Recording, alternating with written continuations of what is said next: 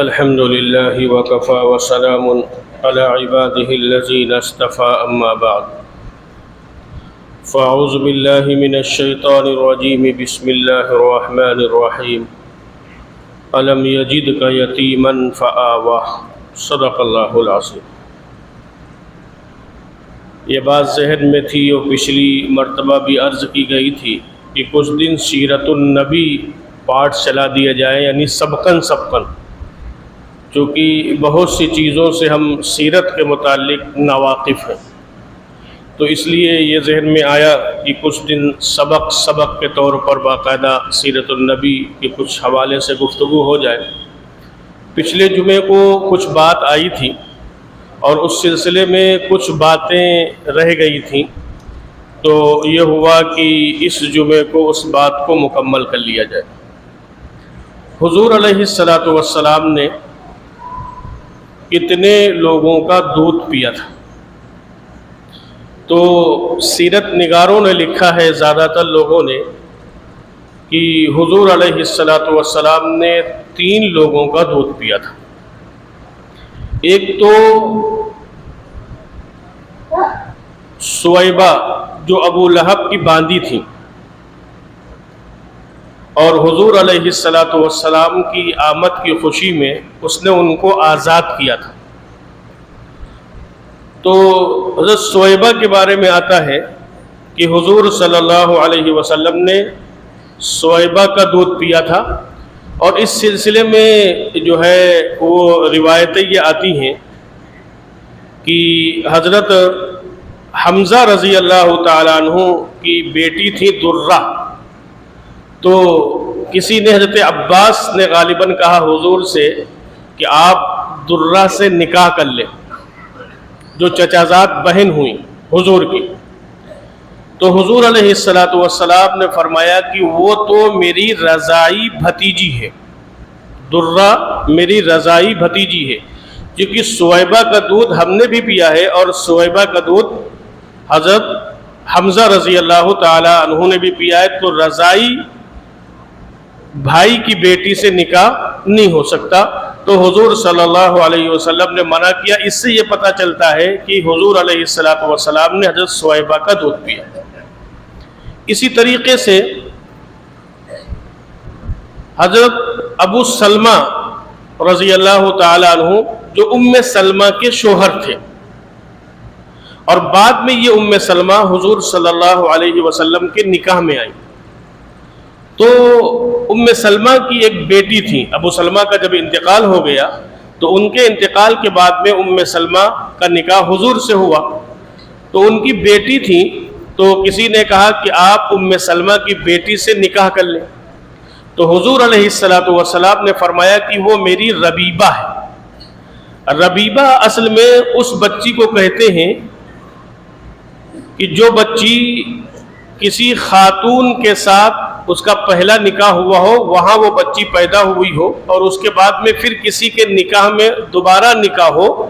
تو جس کے ساتھ دوبارہ نکاح ہوا تو اب اس کو لڑکی ہوگی تو ربیبہ کہا جائے گا، اور لڑکا ہوگا تو ربیب کہا جائے گا۔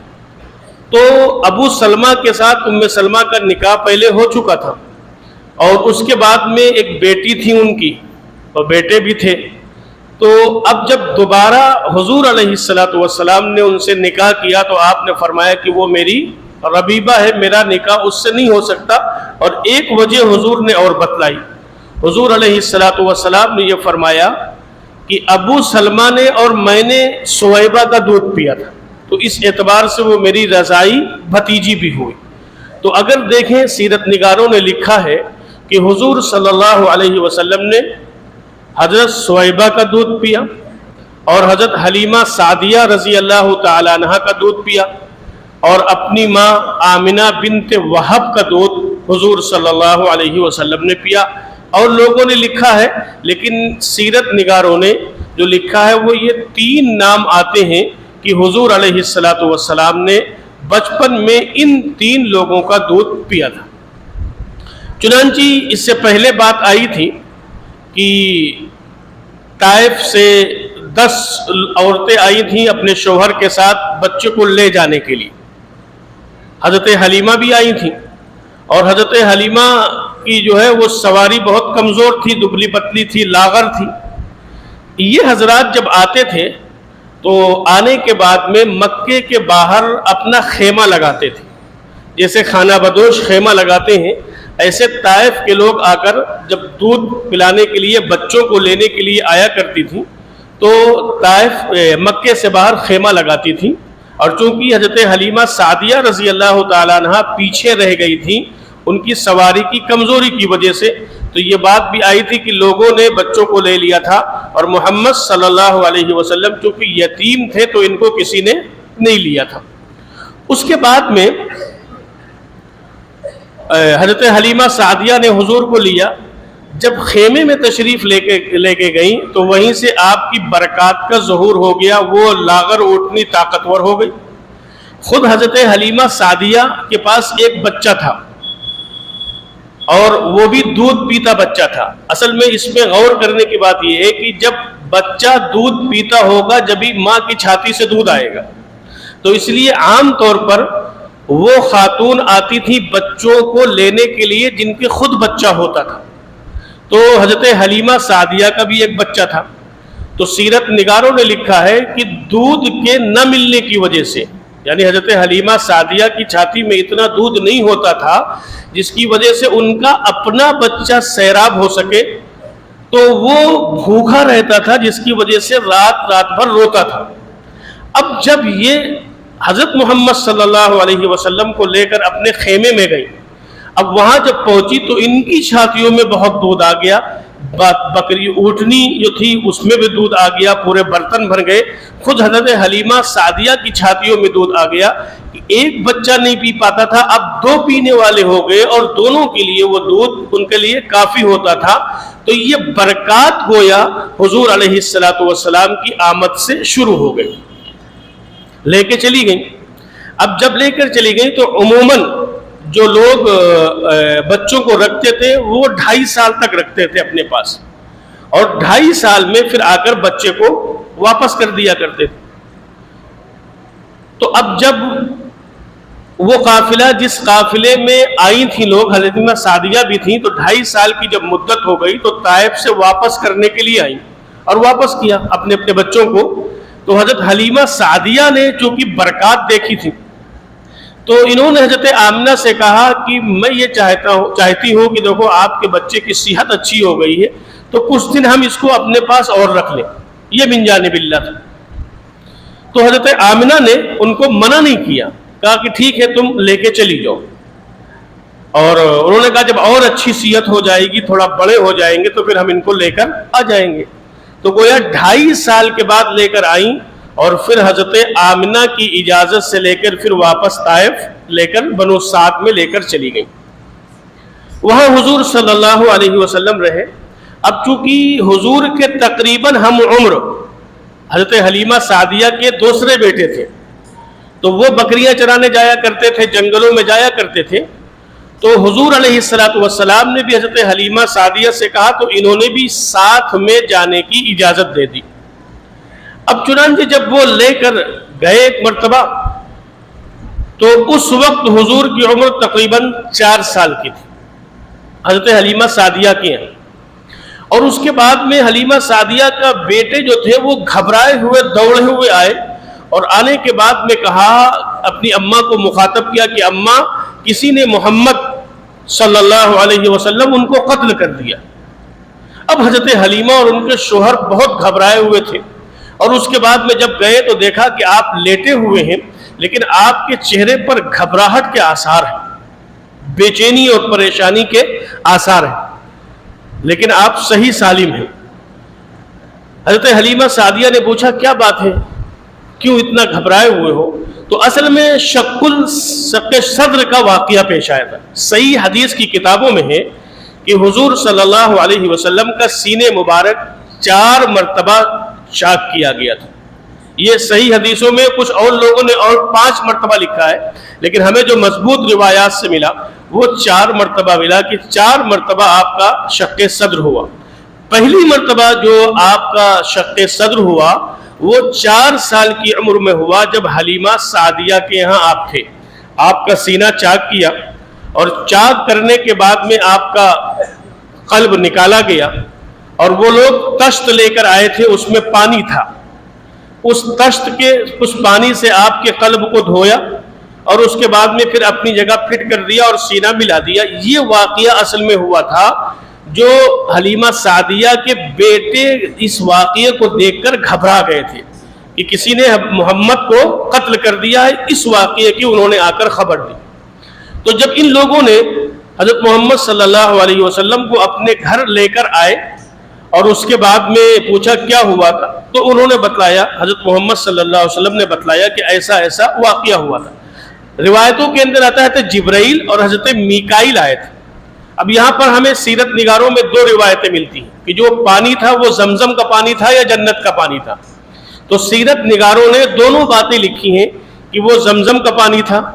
بعض لوگوں نے لکھا کہ وہ جنت کا پانی تھا۔ بہرحال پانی کچھ بھی ہو، لیکن اس پانی سے تشت کو دھویا گیا، قلب کو دھویا گیا۔ اب قلب کو دھونے کی کیا حکمت تھی؟ قلب کو دھونے کی حکمت یہ تھی کہ اللہ تعالیٰ آپ کی حفاظت کے لیے ایسا ضابطہ بنانا چاہتے تھے کہ کسی شیطان کی دسترست آپ تک نہ ہو سکے، کوئی شیطان آپ تک نہ پہنچ سکے۔ اور چونکہ احادیث میں ملتا ہے کہ شیطان ہماری رگوں میں جیسے خون دوڑتا ہے ایسے شیطان دوڑتا ہے، احادیث کے الفاظ ہے باقا کہ ایسے ہماری رگوں کے اندر، ہمارے جسم کے اندر شیطان دوڑتا ہے جیسے خون دوڑتا ہے۔ اور یوں بھی روایت کے اندر ملتا ہے کہ شیطان تاک لگائے بیٹھا ہوتا ہے، جب ہمارے دل کو غافل پاتا ہے تو وہ گویا سوئی چبھو دیتا ہے،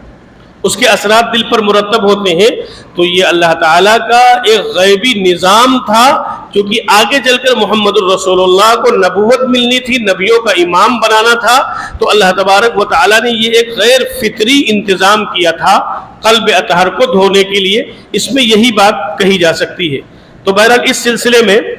4 سال کی عمر میں آپ کا شق صدر ہوا، پھر جب آپ کی عمر 10 سال کی ہوئی تو پھر آپ کا شق صدر ہوا، اور پھر جب آپ کی عمر 40 سال کی ہوئی تو پھر آپ کا سینے مبارک چاک کیا گیا، دل نکالا گیا۔ اور اسی طریقے سے جب آپ کو سفر معراج ہوا تقریباً 50 سال کے عمر، تو آپ کا پھر شق صدر کیا گیا، یعنی سینے مبارک چاک کیا گیا۔ تو ہمیں روایتوں سے یہ 4 جو ہے وہ ملتی ہیں، کچھ لوگوں نے 5واں بھی لکھا، لیکن بہرحال یہ 4 کی زیادہ روایتیں ہیں کہ حضور علیہ السلام کا شق صدر ہوا۔ اور حضرت جبرائیل، حضرت میکائیل آئے تھے۔ اب جب یہ واقعہ ہوا تو حضرت حلیمہ سعدیہ گھبرا گئی اور وہ پھر لے کر مکہ مکرمہ آ گئی، اور اس کے بعد میں انہوں نے حضرت آمنہ کے حوالے کر دیا کہ آپ اپنے بچے کو اپنے پاس رکھیں۔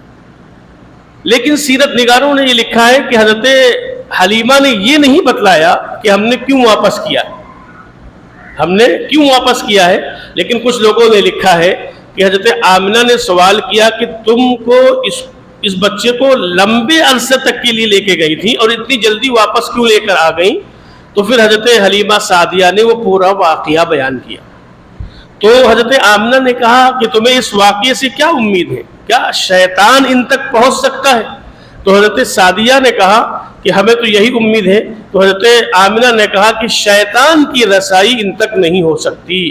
اس لیے کہ جب سے یہ پیٹ میں آئے اور ان کی پیدائش تک میں نے ایسے حالات کا مشاہدہ کیا ہے کہ مجھے یہ اندازہ ہو گیا تھا کہ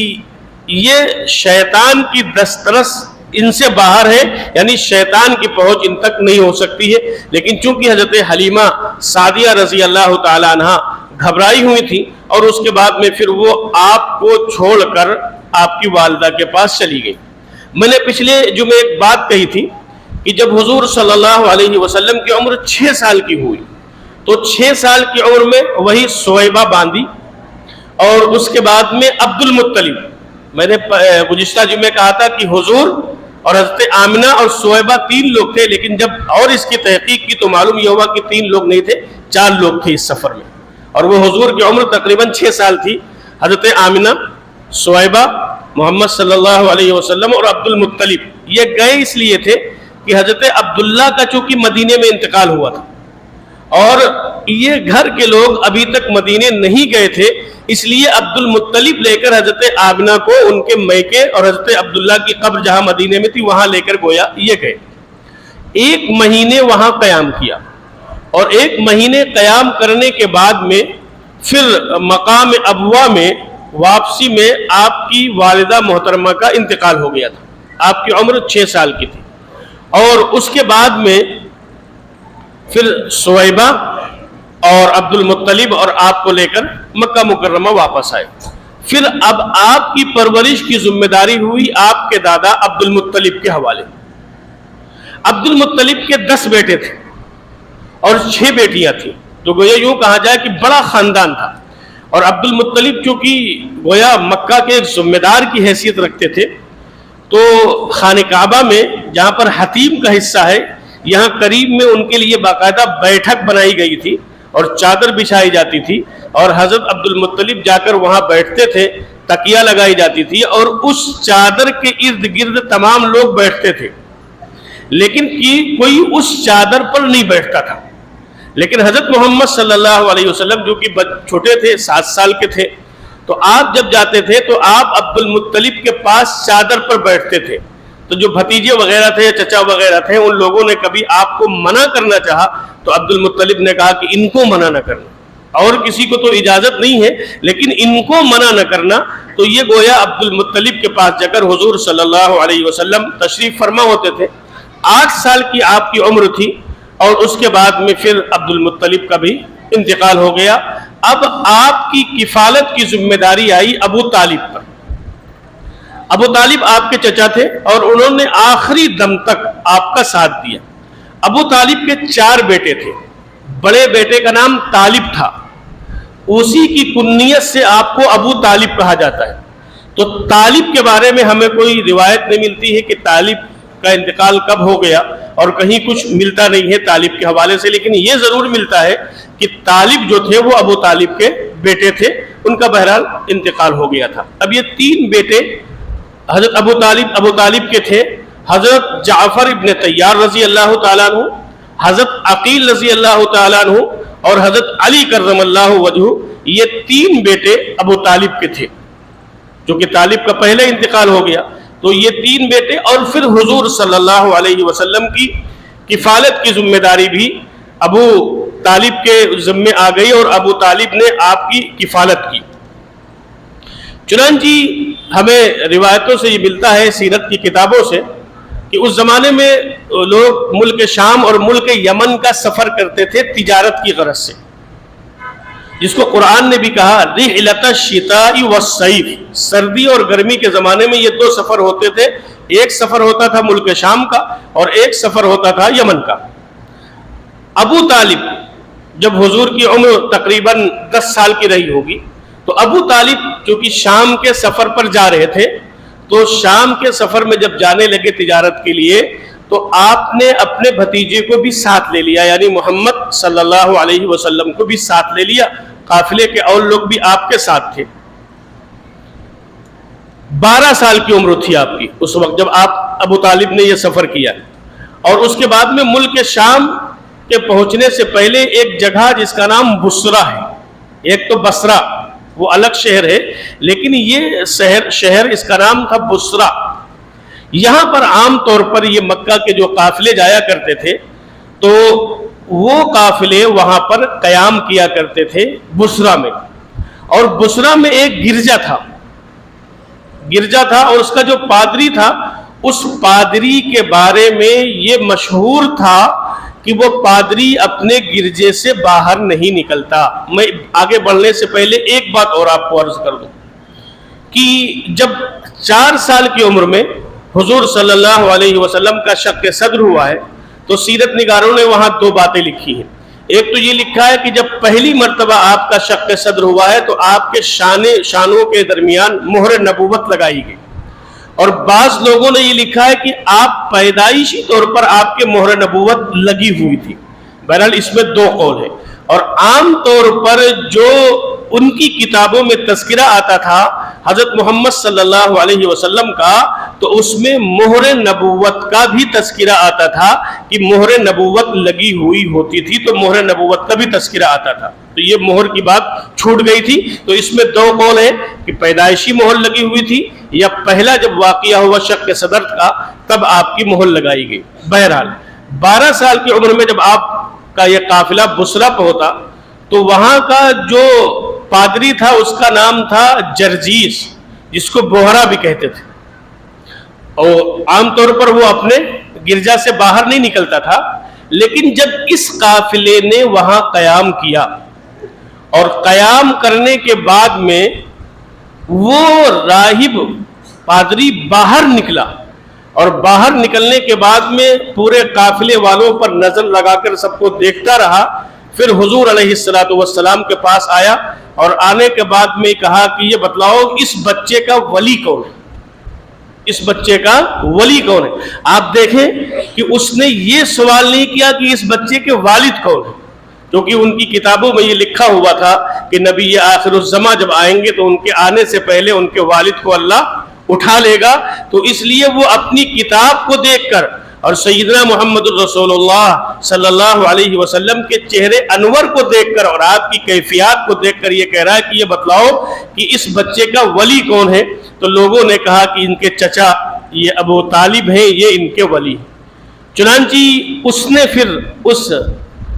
جو ہے گرجا کے ذمہ دار نے، پادری نے، راہب نے، جو بھی کہے اپنی زبان میں، اس نے پورے قافلے والوں کی دعوت کی. اور عام طور پر ایسا نہیں ہوتا تھا، جتنے لوگ مکہ سے گئے تھے سب کی دعوت کی. اور اس کے بعد میں ابو طالب سے کان میں کہا کہ میرا ایک مشورہ ہے کہ تم اپنے بھتیجے کو ملک شام اپنے ساتھ نہ لے جاؤ، ان کو یہیں سے واپس کر دو، چونکہ یہ نبی آخر الزماں ہے. ہماری کتابوں میں جو نشانیاں موجود ہیں، تو ابو طالب نے یہ کہا تھا کہ آپ کو کیسے پتا چلا کہ یہ نبی آخر الزماں ہے؟ تو اس نے کہا کہ ایک تو شکل کے اعتبار سے بھی، چال کے اعتبار سے بھی، اور دوسری بات جو اس نے کہی وہ یہ کہی کہ جب آپ کا قافلہ آ رہا تھا اور سامنے پہاڑی سے آپ اتر رہے تھے اور ہم اپنے کلیسا کے اندر بیٹھ کر کھڑکی سے دیکھ رہے تھے، تو ہم نے دیکھا کہ اس بچے کو شجر اور حجر سجدہ کر رہے ہیں. تو میں نے یہ اندازہ کر لیا تھا کہ یہی نبی آخر الزماں ہوں گے. تو اس لیے میرا مشورہ یہ ہے کہ اگر آپ ان کو لے کر ملک شام جائیں گے، اور ملک شام میں جو یہودی وغیرہ آباد ہیں وہ انتظار کر رہے ہیں نبی آخر الزماں کا، اگر کہیں ان کو اس بات کا پتہ چل گیا کہ یہ نبی آخر الزماں بنو اسماعیل میں آ گئے تو کہیں ان کو قتل نہ کر دیں. اس لیے میرا مشورہ ہے کہ ان کو آپ مکہ مکرمہ واپس کر دیں. ابو طالب نے اس راہب جرجیس کی بات مانی، اور ماننے کے بعد میں پھر اپنے محافظوں کے ساتھ میں اور اپنے لوگوں کے ساتھ میں حضرت محمد صلی اللہ علیہ وسلم کو وہیں سے واپس کر دیا اور خود اپنے لیے آگے بڑھ گئے. اب اس سلسلے میں ایک واقعہ اور لکھا ہے سیرت نگاروں نے کہ جب 2.5 سال کے بعد حضرت حلیمہ سعدیہ رضی اللہ تعالیٰ عنہا پھر لے کر گئی ہیں حضور کو، تو اس کے بعد میں وہاں بھی ایک یہودی آیا، اور آنے کے بعد میں اس نے بڑی غیر عجیب نظروں سے حضرت محمد صلی اللہ علیہ وسلم کا بچپنا تھا ان کو دیکھ رہا تھا اور یہ کہہ رہا تھا کہ یہ بتاؤ یہ کس کا بیٹا ہے. حضرت حلیمہ سعدیہ سے کہا کہ یہ بتلاؤ کہ یہ کس کا بیٹا ہے. تو حضرت حلیمہ سعدیہ ڈر گئی اس کی نظروں سے، اور انہوں نے کہا یہ ہمارا بیٹا ہے، اور دیکھو یہ اس کے باپ کھڑے، اپنے شوہر کی طرف اشارہ کیا، یہ ان کے والد ہیں، جبکہ ایسا نہیں تھا. لیکن حضرت حلیمہ سعدیہ نے کہا کہ یہ میرا بیٹا ہے اور یہ ان کے والد ہیں. تو وہ یہودی کہنے لگا اگر ان کے والد نہ ہوتے تو یہی نبی آخر الزماں ہوتے، اور مجھے انہی کی تلاش ہے. اگر ان کے والد نہ ہوتے تو یہی نبی آخر الزماں ہوتے اور مجھے ان کی تلاش ہے. لیکن تم نے بتا دیا جو کہ ان کے والد ہیں. تو وہ اصل میں یہودیوں کا کچھ منصوبہ یہ تھا کہ چونکہ نبوت جو ملنی تھی، آخری نبی جو آنے تھے وہ بنی اسرائیل میں ان کے حساب سے آنا چاہیے، اس لیے ان کا کچھ منصوبہ تھا کہ اگر بنو اسماعیل میں پیدا ہوں گے تو ان کو ہم قتل کر دیں گے. تو یہ 2 واقعے گویا سیرت نگاروں نے لکھا ہے کہ یہ 2 واقعے آپ کے ساتھ پیش آئے، گویا یہ آپ کی نبوت کی کھلی ہوئی دلیل اور کھلی ہوئی نشانیاں تھیں. آپ میں سے جو لوگ گئے ہوں گے جنت البقیع، اور جنت البقی جانے کے بعد میں آج بھی کچھ قبروں کے نشانات موجود ہیں، جیسے حضرت عثمان غنی رضی اللہ تعالیٰ عنہ، لگتا ہے کہ حضرت عثمان غنی کی قبر ہے۔ اسی طریقے سے آپ کو آج بھی ملے گا حضرت حلیمہ سعدیہ رضی اللہ تعالیٰ عنہ کی قبر، اگر آپ وہاں پہچاننا چاہیں تو آپ پہچان سکتے ہیں کہ یہ حضرت حلیمہ سعدیہ کی قبر ہے۔ جنت البقی میں جیسے کچھ قبروں کے نشان موجود ہیں، ویسے حضرت حلیمہ سعدیہ رضی اللہ تعالیٰ عنہ کے قبر کے نشان بھی موجود ہیں۔ تو بہرحال یہ بات جو چلی تھی شروع سے، تو حضور علیہ السلام 12 سال کی عمر میں آپ کا یہ پہلا سفر ملک شام میں شام کی طرف ہوا، اور اس کے بعد میں یہ واقعہ پیش آیا، اور اس واقعے کے بعد میں پھر ابو طالب نے آپ کو مکہ مکرمہ بھیج دیا۔ اور جب تک نبوت نہیں ملی تھی تو لوگ آپ کو صادق اور امین کہا کرتے تھے، لیکن نبوت ملنے کے بعد میں جب ابو طالب بھی بوڑھے ہو گئے تو ابو طالب نے آپ کا بڑا ساتھ دیا، اور اس کے لیے ابو طالب نے بڑی مشقتیں اٹھائیں اور بڑی تکلیفیں اٹھائیں، لیکن پیغمبر صلی اللہ علیہ وسلم کا ساتھ نہیں چھوڑا۔ تو آج جمعے میں یہیں تک، کیونکہ میرے ذہن میں ہے دعا بھی کریں، اللہ تعالیٰ کچھ وقت دے جو مطالعہ بھی کر لیا کریں، کہ 2-4 مہینے سیرت پر کچھ گفتگو ہو جائے تاکہ ہمیں بھی سیرت کے متعلق کچھ معلومات ہو جائے، اور ہم چاہتے ہیں کہ یہ سبق آپ حضرات کے سامنے ہم سناتے رہیں تاکہ آپ کے علم میں بھی کچھ اضافہ ہو جائے، اور اللہ تعالیٰ اس کی برکت سے ہمیں بھی اور آپ کو بھی عمل کی توفیق دے دے۔ بہت دن سے